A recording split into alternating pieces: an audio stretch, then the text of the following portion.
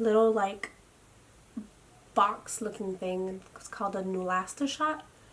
I would put it on my side, and it would basically like insert a needle in my skin and would stay there, and it was like a timer. It was so uncomfortable sleeping. You could see the light flashing underneath my shirt at nighttime with it. And then it would be on a timer, and then on the second day, the next day, out of nowhere, it would just start beeping, and then it would like shoot the medicine in me, basically. And that was to help with my white blood cell count. So your white blood cells are supposed to help with infections and fight stuff off. So they didn't want my white blood cells to be too low for my immune system, so they would give me something to help elevate it. I got the AC for 4 rounds every 2 weeks, and then after I finished that treatment, I started doing Taxol. Oh, my camera. I'm so sorry, guys. I don't know why it's doing this.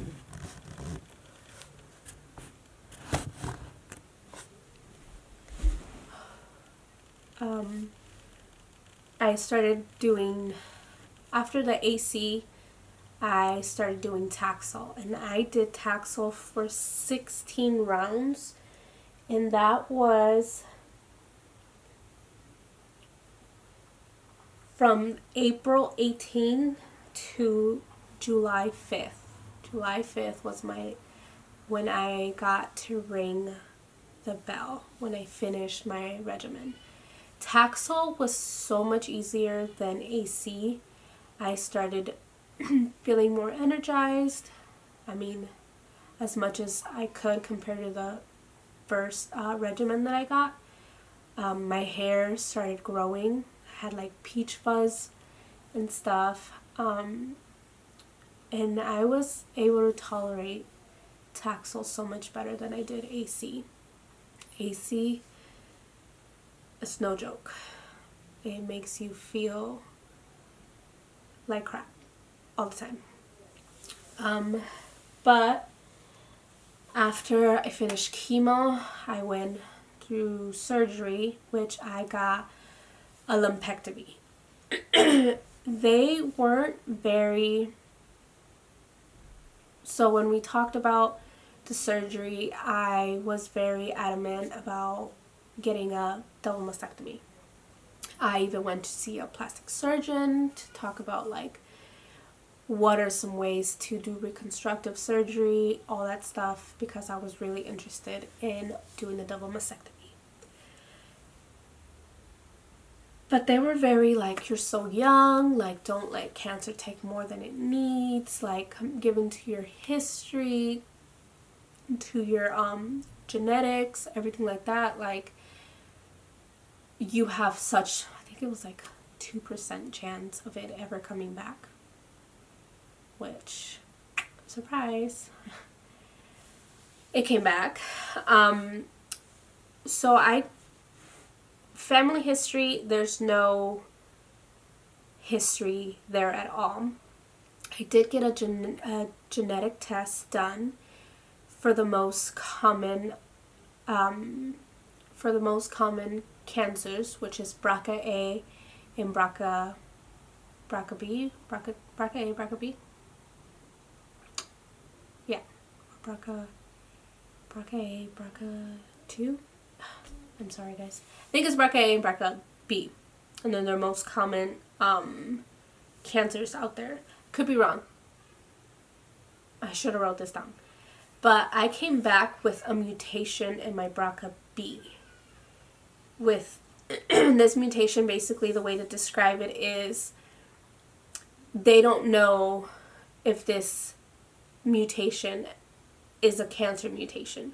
There is not enough data, meaning there is not enough women out there with this mutation that reported back saying they've gotten cancer. So they're like, we don't know what this mutation is.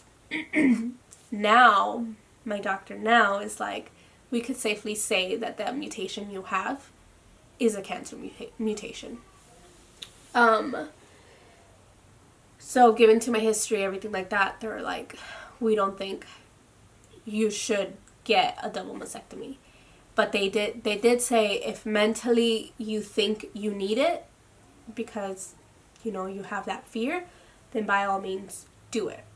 So I wanted to do it, but I had to go through radiation, and when you go through radiation, your skin kind of becomes very tight, so you don't get to have reconstruction right away.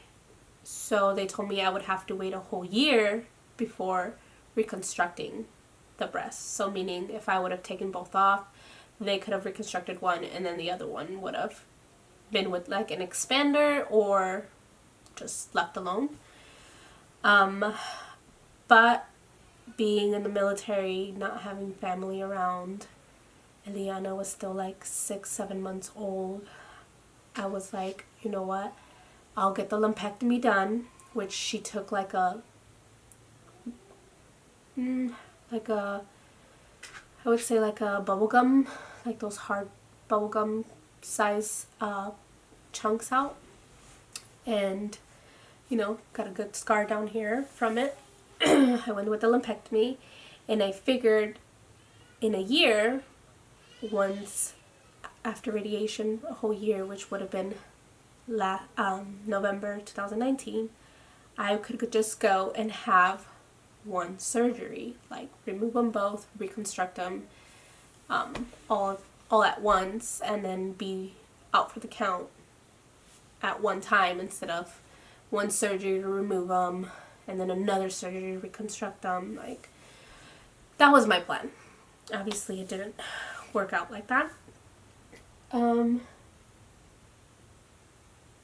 then when I got the surgery, it was, when did I get the surgery? The 21st of August in 2018. I got that surgery. She came back and she was like, we found no evidence of disease. Like, we took out this piece, you know, where you had the tumor, like we biopsied it, everything. She's like, you responded so good to the treatment, there was nothing to be found. I also got, I think, 3 lymph nodes taken out, and everything seemed good after that. Started radiation in March. In April. And from April to July. Radiation sucked in the sense that I lived 35 to 40 minutes away from where I had to do radiation. Literally drive 45 minutes there. It was like 35 minutes there. Do my radiation when it only took like 10-15 minutes, and then drive 35 minutes back every day, Monday through Friday, for like 2 months. 2 to 3 months. It sucked. My skin did burn. It felt like just a really, really bad sunburn. My skin was darker. I guess got darker than the other. It lightened up with time, but still one of them is darker than the other. Radiation wasn't that bad. It was more of the hassle of driving there every single day for 5 days straight for like 2 to 3 months. And it did make me really tired for some reason. And that was my 2018. Literally, from finding out I had cancer to all of January was basically nothing but PET scans and mammograms and ultrasounds and CT scans and blood work and you name it. February, I started my first chemo, and it ended in July, 5th of July. Did my surgery in August. I started my radiation. my radiation was in September. Did I say April? My radiation was in September 18 till November 1st, so a month. So November 1st was my last, like, I was finally done. Like, I'm free, I'm healthy, I'm good to go. I got another Christmas with my kids. Eliana turned 1.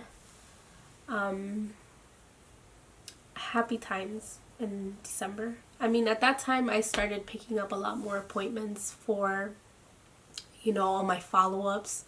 Follow-ups after chemo, follow-ups after radiation, follow-ups after surgery. So it got crazy with appointments in December, but it was better than freaking chemo and radiation and all that stuff. So 2019, feeling better. My hair's growing. I'm starting to go to the gym. I'm trying to lose all this weight from all the steroids and stuff like that. It took a year.